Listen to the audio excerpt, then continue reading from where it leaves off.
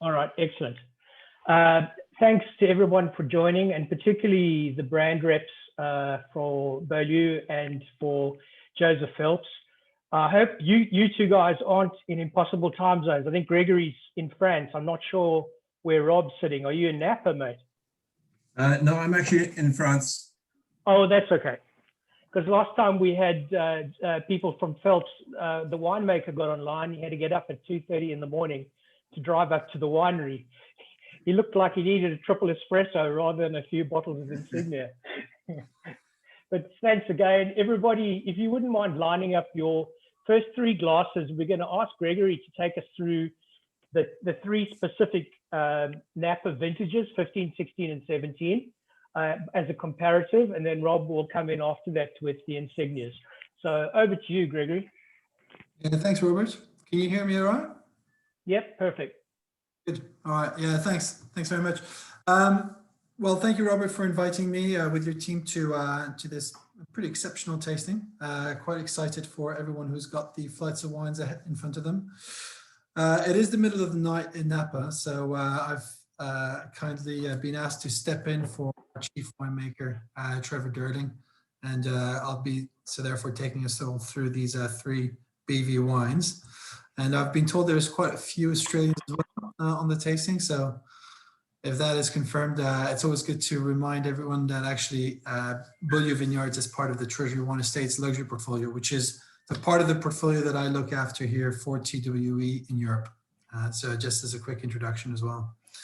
But look, as we go on to Beaulieu Vineyards, I think there's a lovely way of introducing Beaulieu, which is with this quote from Kelly White, who wrote a book called Napa Valley Then and Now. And she says in that book, she references that few wineries have played as critical a role in the history of American wine as Beaulieu Vineyard. And I think that's a really nice way to actually place the importance in terms of heritage of BV. And where the story all began, just before we jump into the wines, is I was a French immigrant called Georges de Latour, who'd actually immigrated to California in the early 1880s. And he spent a part of his earlier career working in that region before buying an actual vineyard. In 1900, he bought 4 acres in a place called Rutherford. And it was his wife, actually, who, when she saw the place, exclaimed in French, Quel beau lieu, which means what a beautiful place. And really, that's where Beaulieu Vineyard gets its name. It's from that very simple expression. And after quickly moving forward, he essentially grew the winery and acquired another 127 additional hectares in the following years. One of the main things that essentially he did for BV and for the history of Napa was he brought over another French immigrant who was actually of Russian descent called Andrei Chelychev. And he essentially brought this research enologist from the French Institut Pasteur and brought him to California. And Andrei Chelychev really did a lot of work at BV, and he did many things, but one of the things that he did do is he launched in 1936 the wine that we're all going to taste, which is Georges de Latour. And he did that with what the finest grapes were able to deliver from the BV vineyards, and specifically looking at plots that we call Ranch Number 1, Ranch Number 2 today. So if everyone is ready, what we can do is start with some of the tastings. So starting with the 2015 of the Georges de Latour, what you have here in front of you is you've got a very much Cabernet Sauvignon dominant wine. So we've got 90% of Cabernet Sauvignon with just a hint of Merlot, Petit Verdot and Malbec, 4% and then 3% for the Petit Verdot and the Malbec respectively. It's a wine that is aged in French oak. It's aged for quite a long time. So you've got about 22 months of aging behind the 2015 in 90% new oak. That is important to say as well. Quickly to talk about the vintage as well, 2015. So essentially, 2015 was a vintage where we saw a relatively mild winter across California, which led to an early bud break. There was limited rain, moderate temperatures throughout the growing season, and that caused the overall length of the season to be quite consistent with the years past. So slightly lower yields, we would say, than the previous year, but that did lead to exceptional quality. So what you have here is you've got Cabernet Sauvignons, which really delivered really high concentration in flavors, very saturated colors, and several layers of complexity.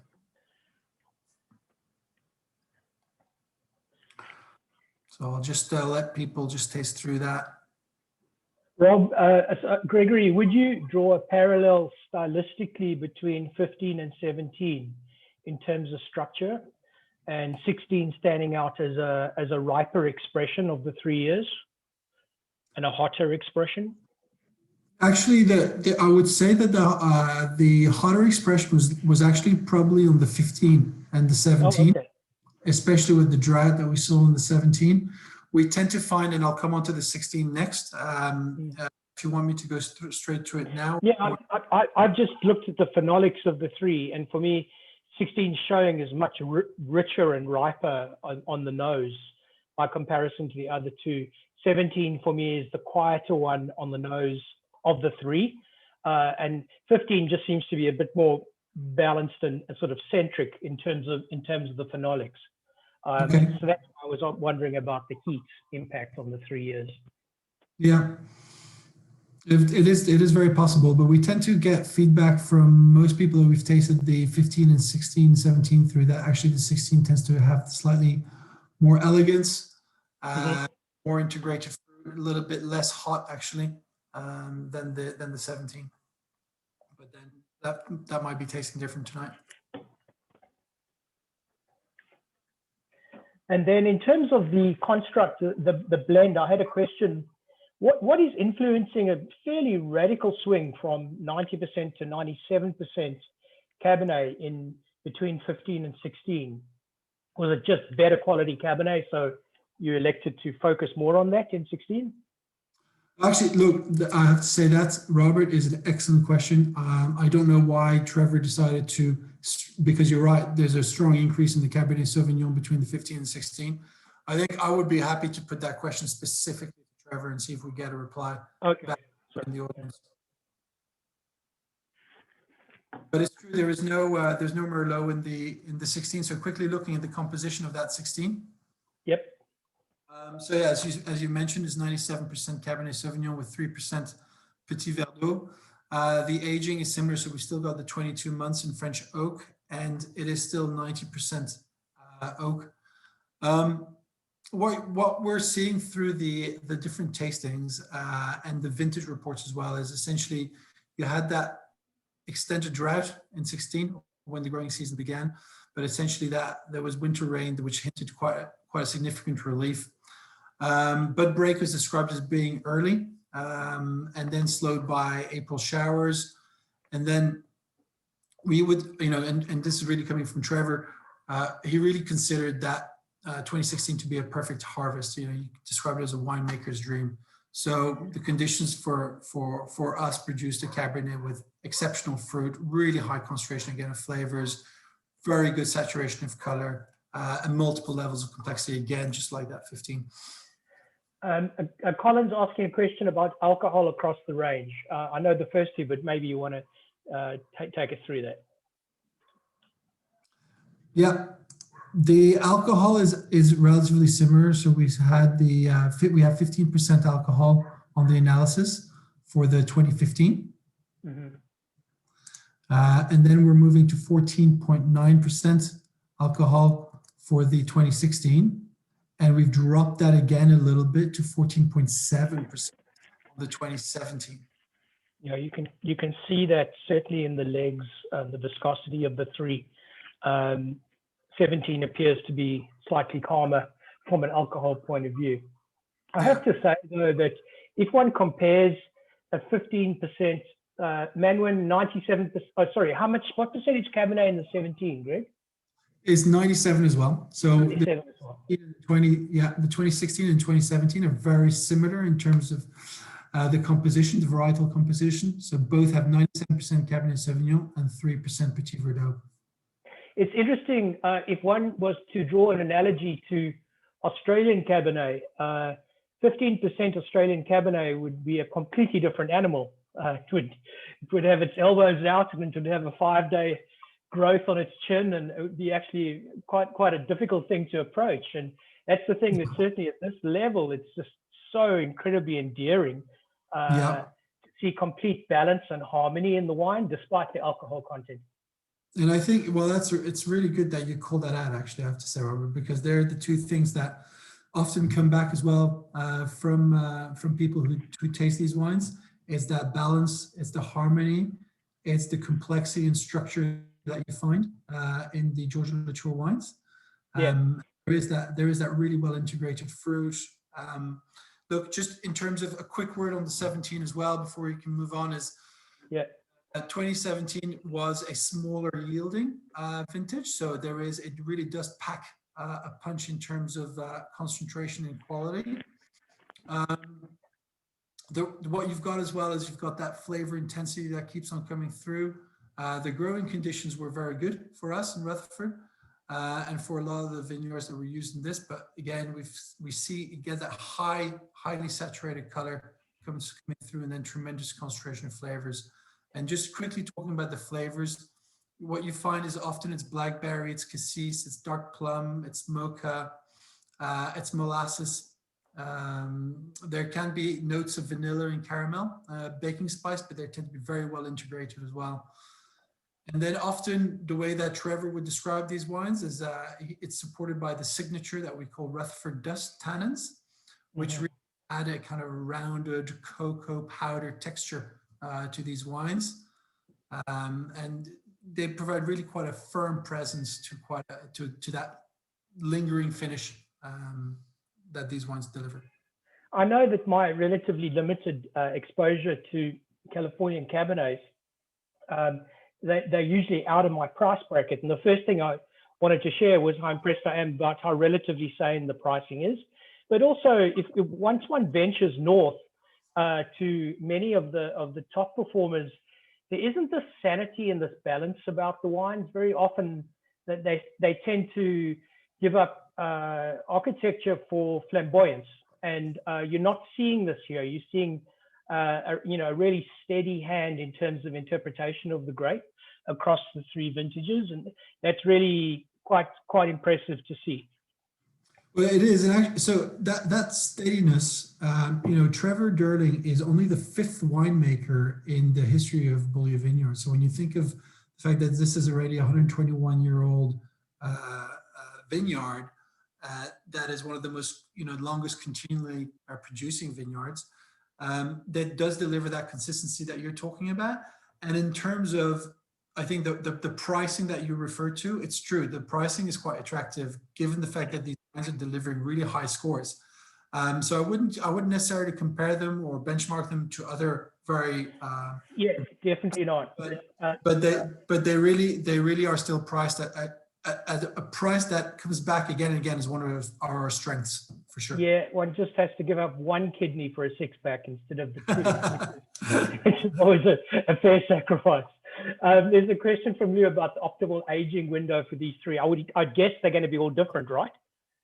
Yeah, they are indeed. If you start with the 2017, we're really saying the optimal aging window is likely to be over the next 19 to 20 years, up to 2014. If we go on to the 2016, actually the window is longer. You've got that, you have that higher acidity in the wine. So that is put forward by Trevor's 2049. So we've got another 30 years almost to go. Yeah, plenty of time. Plenty of time. And then the window for the 15 is actually the shortest one. So we think that the 15 is ready to be drunk before 2028. One more question I'm going to ask you and Rob is the fires in 17. There's no mention that it affected your vintage at all. And I believe Insignia dropped some. I will ask Rob about it a bit later, but it had a different impact for Insignia compared to you. You were unaffected by the fires, Greg, was it? Yeah, sorry. Yeah, sorry, I didn't just cut out there. Yeah, we were very lucky, very lucky actually. Some of the vineyards were touched. Some of the buildings were also touched, but apart from that, there was no drama. We were very lucky with regards to the fires that we saw recently. So there's no permanent damage. It was just more a case of protecting employees and protecting them, and there was a few people that had to move out of their locations, but nothing dramatic, and no That's good to hear. on the vineyards or the quality of the vintage. The more I read about the impact of fires, the more obvious it is it's something we're all going to have to live with in the wine business. In fact, there was something today saying that smoke taint's now going to become a thing. It's actually something one's going to actually look out for in wines, which is just, belies, but I guess onwards and upwards. Thanks so much. No worries at all. And just on the smoke taint, Trevor made that point because he gets asked that question very frequently. Yeah. Especially from our partners in Bordeaux, because Beaulieu Vineyards is now sold through La Place de Bordeaux, globally outside of the US and Canada. And yeah, again, very lucky. There is no smoke tainted that has been analyzed on our wines. So, feel free to hang on through the rest of the tasting if you like, Gregory. I don't want to take your time away, but I would love to. Yeah, I would love to. Thank you. So over to you, Rob. This is our second shot at tasting Insignias. We were quite spoilt in the depths of coronavirus last year. I think we tasted, it was 5 vintages. We went a little nuts. And I'm so excited to see these two again in a more sane. I think we looked at up to the 16 the last time. I haven't seen the 17 before. And very lucky that Tim, I think, and Alvin online tonight, we shared a magnum of the 01 on Saturday night, which was looking absolutely stunning. So I'm more and more enraptured with what Insignia has to say for us. So over to you to compare these two for us.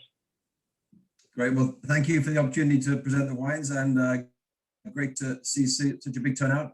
Our wines have been imported into Singapore for decades, so we've got a very knowledgeable connoisseur fan base there. So hopefully I'll give you a little bit more info on these two vintages, and any general questions feel free to ask. Just a few words on the background of Joseph Phelps. As you can imagine, it's a name, Joseph Phelps. He passed away in 2015, but I started working for him in 2004, and then for his family since then. He founded the winery in 1973, and the first vintage of Insignia was 1974. It was a really groundbreaking effort at that time, because when it came out a few years later, it came out in 78, it was the first time someone gave a proprietary name to a Bordeaux blend out of Napa Valley, instead of what was more the norm, calling it by a vineyard site or by the grape varietal, which is the main way that wines were referred to in those days. He decided, I'll give it a name, and that way it's going to be my top Bordeaux blend every year. In those days, his own vineyards were still tiny. They were not producing any fruit, so he depended on buying fruit in the 70s in order to make his early wines. And he didn't know if the next year he could get the same great fruit that he got to make his first Insignia in 1974. In 1975, he didn't know if he'd be able to source that fruit or if it would be as good as he expected it to be to make his top cuvee. So the idea of the name gave him flexibility behind the blend, and he wasn't tied to the 75% rule, which you have to have for a single varietal appellation in California and in the US. We can talk more about that later if anyone has any questions, but basically it was a freedom in the winemaking and the sourcing of the fruit to make your best cuvee dependent on the grapes which you could find that year, on the best grapes. That evolved over the decades, and by 2004, so it took him 30 years, the wine was 100% estate grown, and it has been since then. In the 90s, we were probably blending about 15% of grower fruit, but it had to be really top quality into the Insignia along with the estate fruit. But by 2004, it was all estate, and these two are all estate fruit that you're going to be tasting here. Can I just share one screen with you with our vineyard? Yeah, that'd be great. Yeah, definitely. yeah, just bear with me. I've got to. I think I've got to open the share rights. Just bear with me 1 sec. Okay. If not, I can describe it. It's fine. We're good to go. We're good to go. Okay. So I'm just going to show you one. Let's see if this will work out here.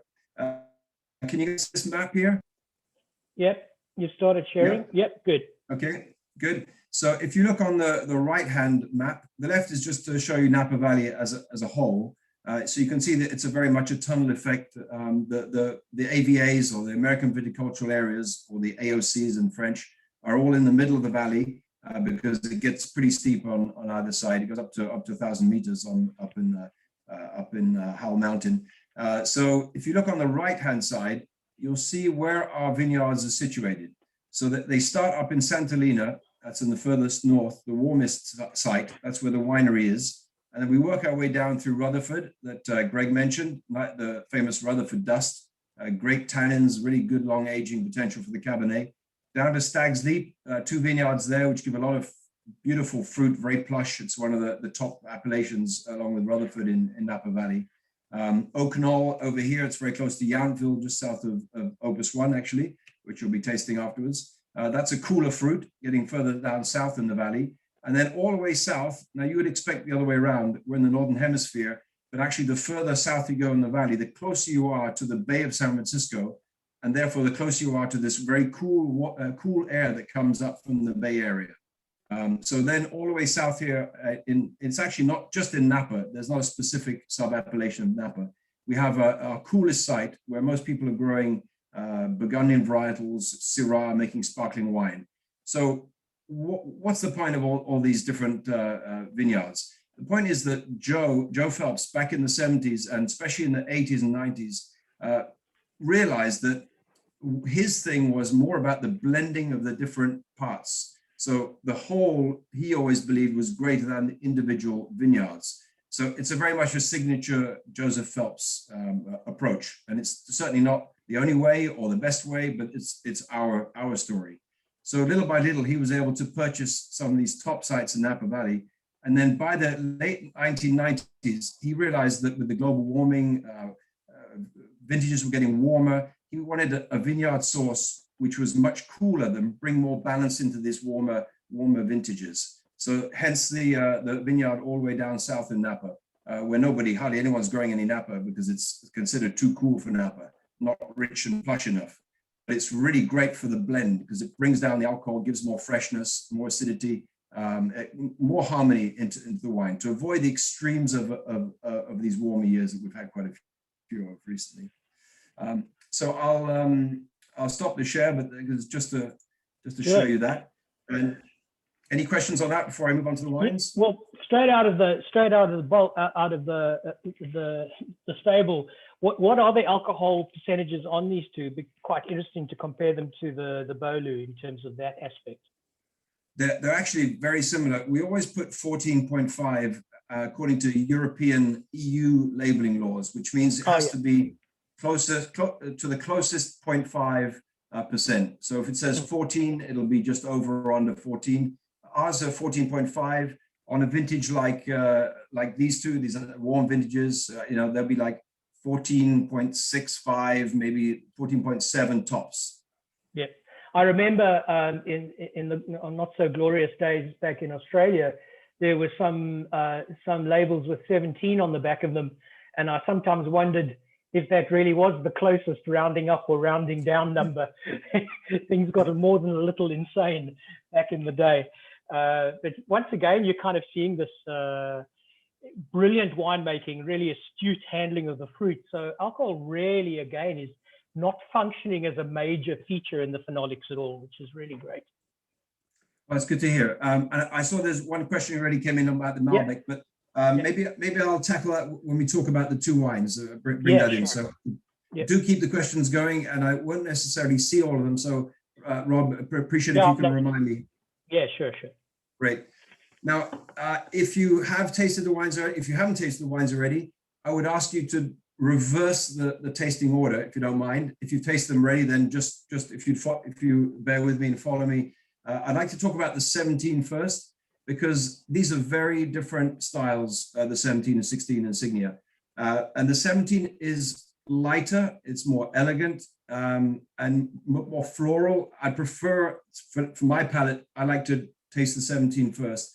16 has more body, more structure. It's a real baby, a big Insignia in the making. So if I was having these at home, I would drink them in that order. Now, you would think, 17, warm vintage, you talked about the fires that came in October. It should be the big, ripe, plush fruit bomb. But actually, heat has a very specific, a different impact on the ripening than you might expect if you get heat spikes like we did in 2017. What happened is we had a very warm summer, but the heat really kicked in end of August and especially beginning of September. And what happened is the heat was, we reached, I think I wrote it down somewhere, we had a maximum of like 45 degrees in Napa Valley, which is almost unheard of. We had that in France recently, and it's pretty not very enjoyable. But what that does is it shuts the vines down and they stop maturing. The grapes stop ripening. They just shut down. They protect themselves from the heat. The evenings are cool in Napa Valley, so there's a respite from that. But we had to really play the irrigation very carefully, keep them basically on like you keep someone on oxygen to keep them going if they're out of breath. They just needed to be given enough water irrigation to just keep them basically almost dormant.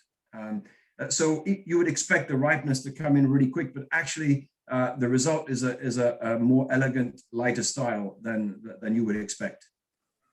Yeah, often people talk about the very top quality Cabernets, in fact, not just Cabernet, most reds for that matter, really becoming extraordinary when they have that vital 6 to 8 week even ripening period, that there can be no extremes in a unicorn vintage. It's interesting that in a vintage that's so extreme, the vines manage to adapt to actually recreate in a different way that ripening process. It's a very interesting thing. I'd never considered that before.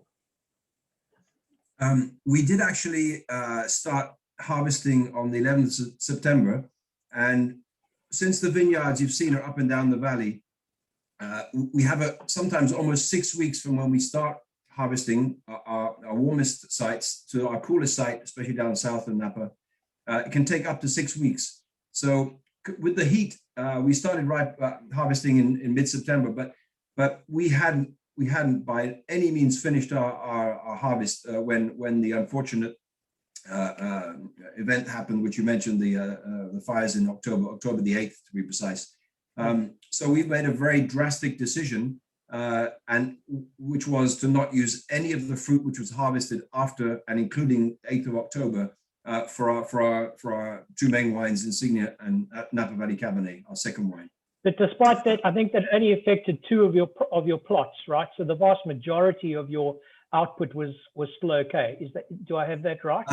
Well, not quite. No, we only made about 40% of our regular production in 17. So it's a tiny vintage. It was so promising. By the end of August, our winemaker was sending out emails like, "This is looking like unbelievable stuff. It's dry. The quality is there. It's just beautiful fruit." But then the heat spikes took that to another level, and of course we know what happened from then. But because we had to be very selective in the vineyard sites, this particular vintage of Insignia has a disproportionately high amount of Stag's Leap fruit. It's just under 70% of Stag's Leap fruit, which is normally be 40. I think in the 16 we got around 40% Stag's Leap in total. So it's really a Stag's Leap wine. It could almost be a Stag's Leap appellation wine. Yep. And we didn't use any Petit Verdot. First time since 1998 that we haven't used any Petit Verdot because of those drastic, basically drastic choices that we had to make in the selection. Yeah. A lot of the gurus talk about evidence of eucalypt and coolness in the 17. It's not something that I'm particularly finding myself tonight, but that has been written about several times about that vintage.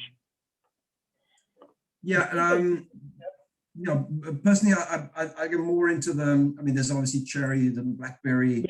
Yeah. It's very aromatic. I like the floral characteristics too, kind of more towards the violets, that kind of thing. A bit of graphite. I mean, these are classic Insignia characteristics, tasting characteristics. But in the mouth feel is more elegant than the 16. There's a delicacy and intricacy of tannin in the mid palate that's super impressive. It's quite nimble by comparison, I suspect, with how 16 will show itself tonight. Maybe that's the right segue to jump into that glass at this point. And I would say with the 17, the drinking window, you know, if I had both of them in my cellar, I would drink the 17s probably before the 16s. Yeah. So we get into the 16s. We've got less Cabernet Sauvignon, so 84% Cabernet Sauvignon. I mean, 16 was an exceptional year in Napa Valley. It was exceptional for us. It was exceptional for everyone. It will go down as one of the great vintages. We got 99 points from Robert Parker's Wine Advocate for this. Now the 17 got 96, so it's still a great wine. 96 from Decanter as well. The 17 from Suckling. But the 16 is really an outstanding vintage. And the weather was just perfect for winemaking. Yeah, there's so much more glycerine in the mid palate, a sort of beautiful, indulgent fatness about the wine. That's just really Moorish, right? But if you really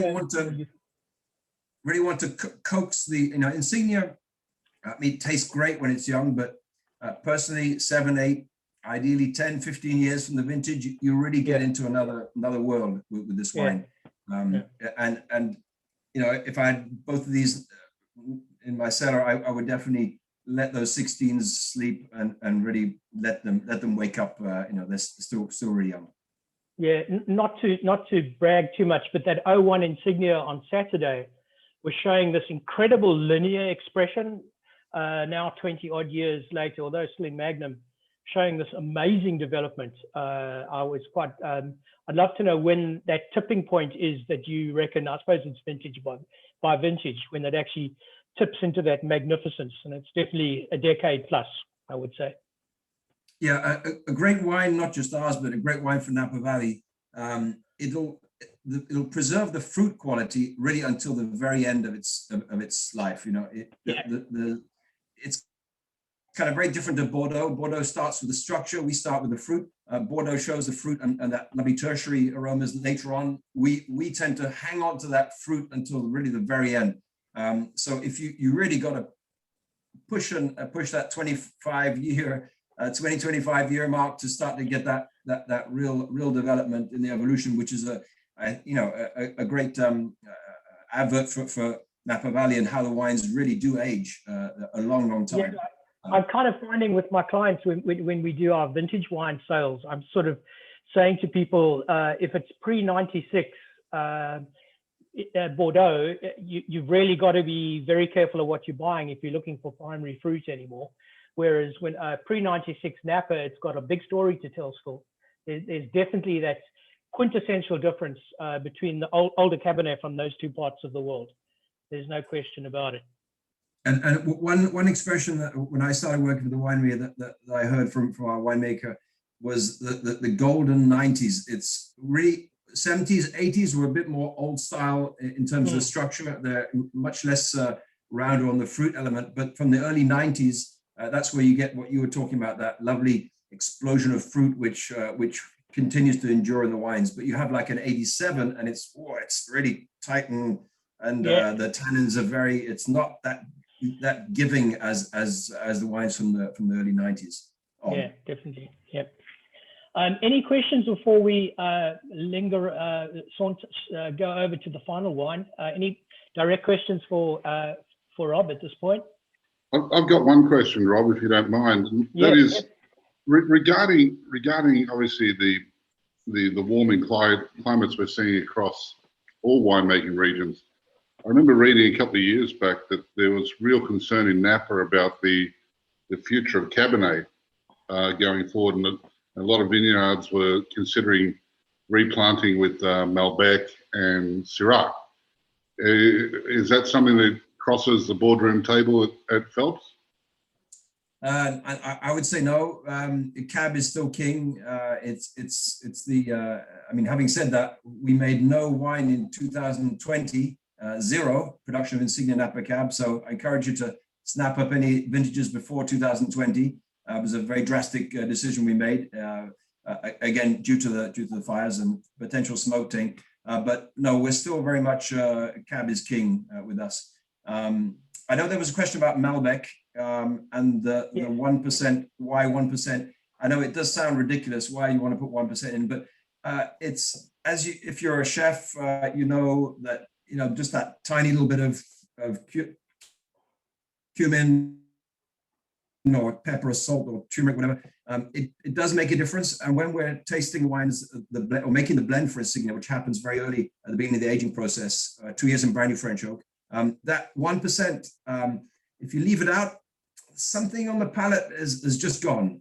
So to answer that question, it sounds ridiculous, but that 1% may make that little difference to, maybe not to everyone, but some people.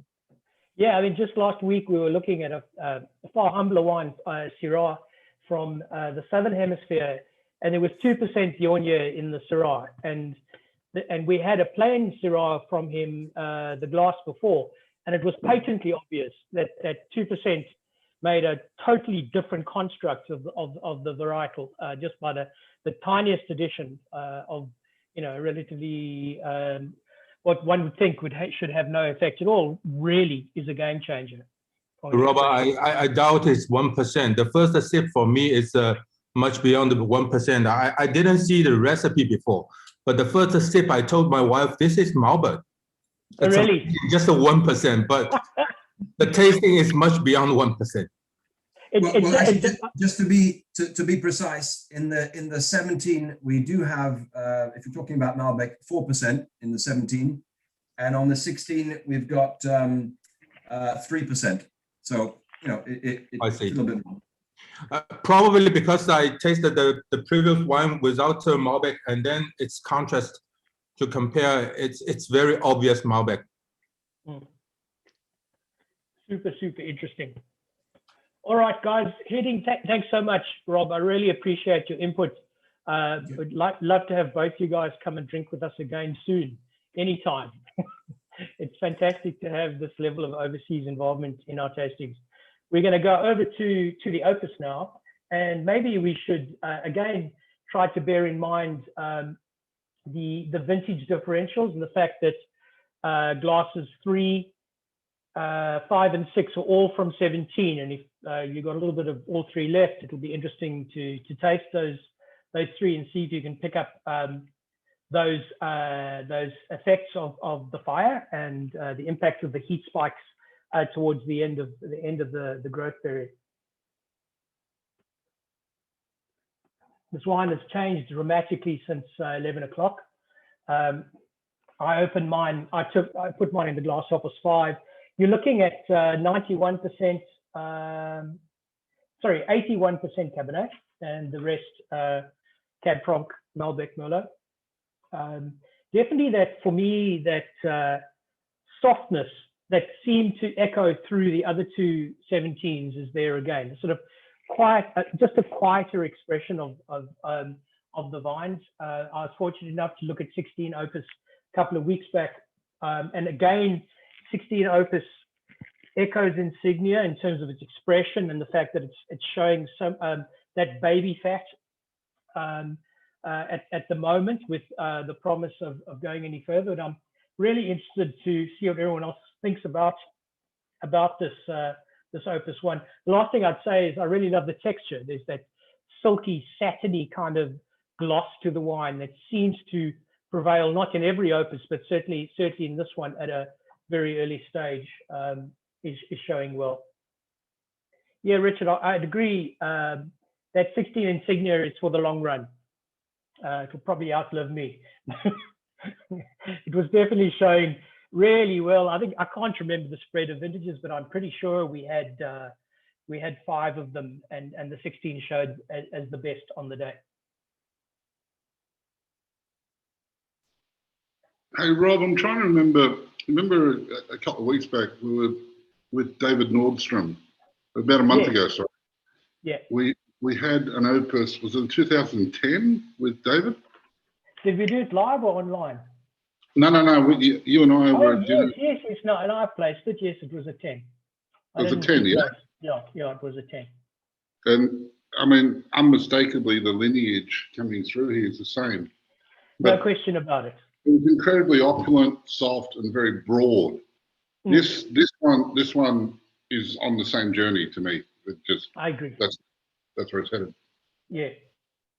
It's interesting for me though that Lou, of the others, it's so much quieter than the rest of the wines. Yeah. It seems really tight and unopened. And I noticed that straight away this morning and really worked it over in terms of the double decanting and giving it as much exposure.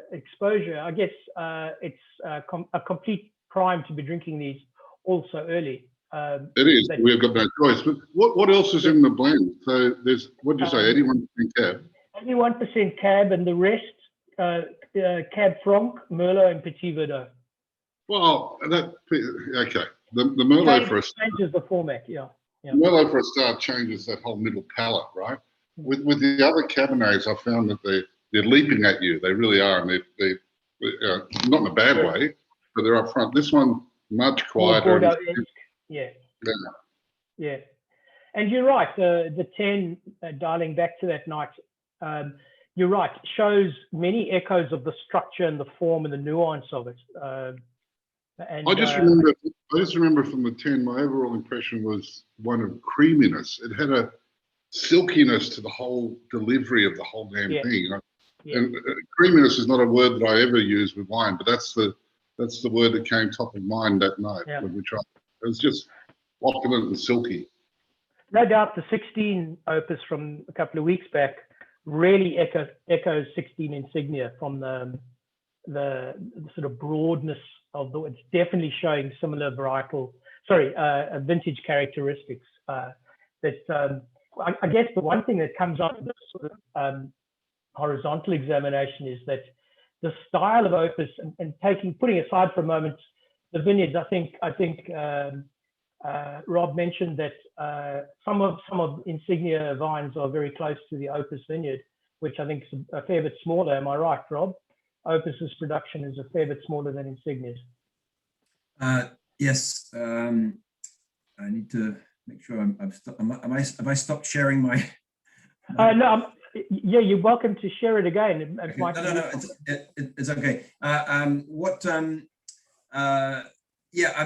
think they have a lot of the vines around the winery in Yountville and in Oakville, but they don't necessarily have to source all their fruit from around the winery. Right. But I know they do, especially immediately around on the flats. Yeah. You can see that around the winery. I think the once was interesting about 2010 because that for us is one of the coolest years. 9, 10, 11 being the coolest. And it's ironic, but I agree. The 10 has this kind of elegance, very similar to the 17, which is a record heat year. For that reason, I mentioned about the dormancy of the super vines. Interesting. Yeah. Is that a natural occurrence in many of these now heat-plagued regions? Because I really haven't read anything on this as being a viticultural phenomenon, the shutting down to create a cooler, ripening environment.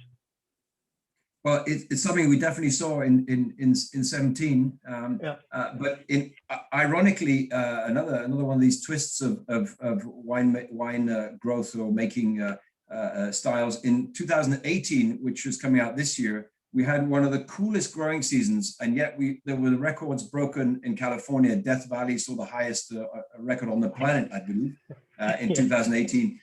But what happened is we had fires north of in Mendocino that created a smoke screen really high up in the atmosphere, unlike in 2020 when it came down to the valley.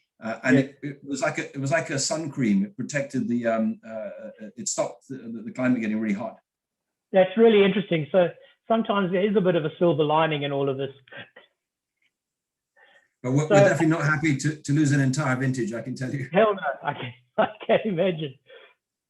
I've got a strong feeling what the winner on the night's going to be from everybody in there. But if anyone wants to put a vote down in the group chat, we'll see we work out as a wine of the night from this lineup.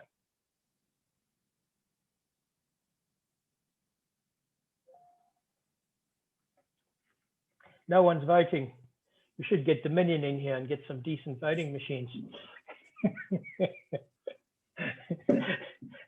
I think for me the biggest thing is how dramatically different the construct of the Opus is. I guess somebody's now completely stirring.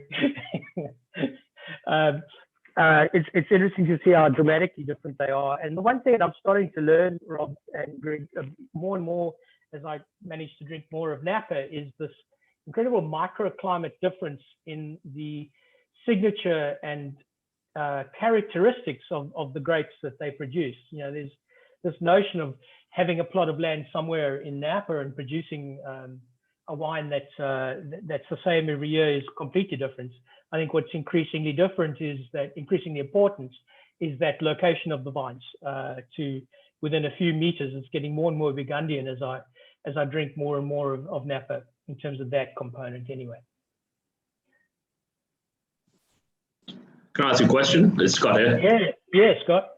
So in the whole Napa areas, I was up there 2.5-3 years ago, and I tasted. I know there's I tasted the Opus One 2013 versus the 14 and 15, and the 13 was completely different, like from the Napa styles and whatever else. It was like, it was obscure. Is that the same? Like, is there the same difference for the 2013 for the BV and the Insignia in those differences? Because I haven't tasted those at all. I only got the chance to taste the 2013. Well, I'm happy to answer for the Insignia. Yeah. 13 vintage was one of the great vintages. I mean, I mentioned 16. I can't say that about every vintage, but we do have a consistently good run of weather, except last year, where we can make great wines that live a long time. But 13 right now, I would not even open it. It's got so much structure that it's tough to fight your way. It's like having a forest where the trees are so close together you can't get through. It really needs time to settle down. It'll be one of the all-time greats, but the 13 is a vintage which, at least from our wine, it just is begging for more time in the cellar. 16 has a bit more flesh on it. 13 was from the go-get, just showing its structure and just telling you, I need more time. I'm going to be incredible, but just give me some more time.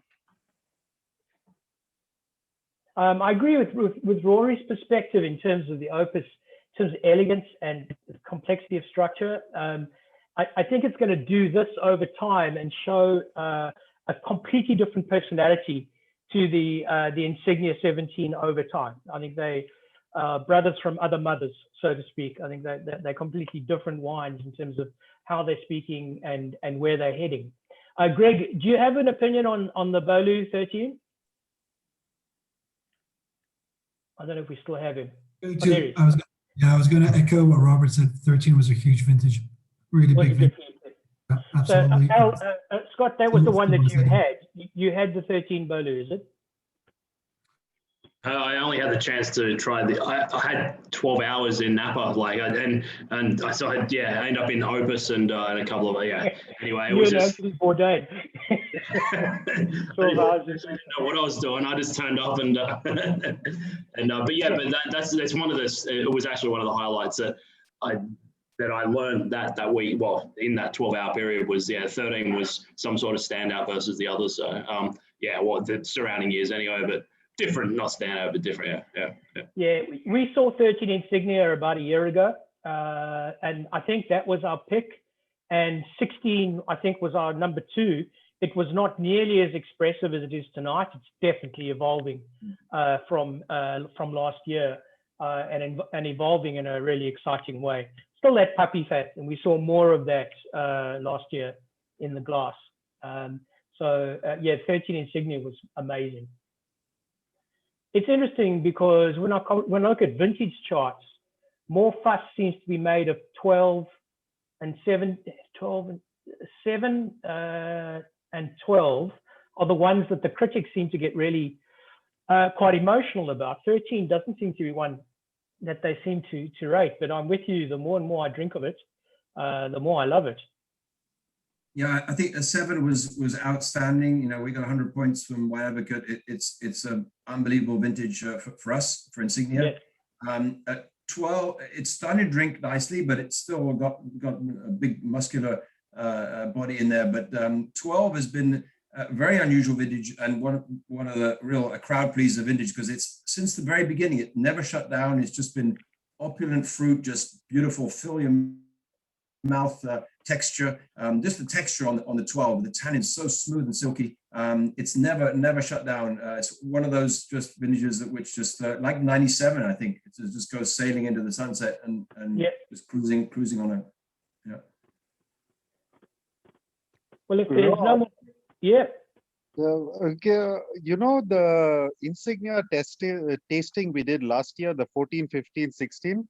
Yeah. And you know what I think of Opus One. So, but if we could taste the 14 and the 15 next to this Opus One. Yeah. I was thinking that. Hell of a run for money. But you know what, Sid? I think it's like this labyrinth, right? The more spoiled we get with these tastings, the more crazy we get with what we want to taste next. But that would be an amazing thing to do, without question. Let me see what I can find rolling around Singapore and see if we can maybe work that out sometime. So I'll offer one sort of wine that I Oh. a bit different. So Hello. Yeah, I think that the 15 Beaulieu is amazing. And maybe it's just because it's got a little bit more time on it, but it's just got all of a little bit more complexity, whereas everything else, well, not everything else, but some are a little bit restrained. I mean, I think the Opus One is going to get there in like a long time. And I like that quite a lot. And I think the 16 Phelps I like a lot, but the 15 Beaulieu is really hitting the spot for me right now. Yeah, I think Suckling really did his nuts over 15 by comparison to the other two. It was the only critic I could find that had rated all three. He certainly rated 15 on top, followed by 16, and then followed by 17. It's still a bit patchy getting complete ratings on the 17s. It's still maybe a little early for some of the gurus. I agree with you on this Opus. It's just cut from a different cloth. I think it's going to be great in time. It's just a wine that's really we shouldn't be looking at it straight away. But for it's a lot of money. So yeah, it should be, the problem with Opus is always the amount you pay for the bottle. No, sure. And at the end of the day, I'm just going to switch off the recording now before I get into strife with somebody.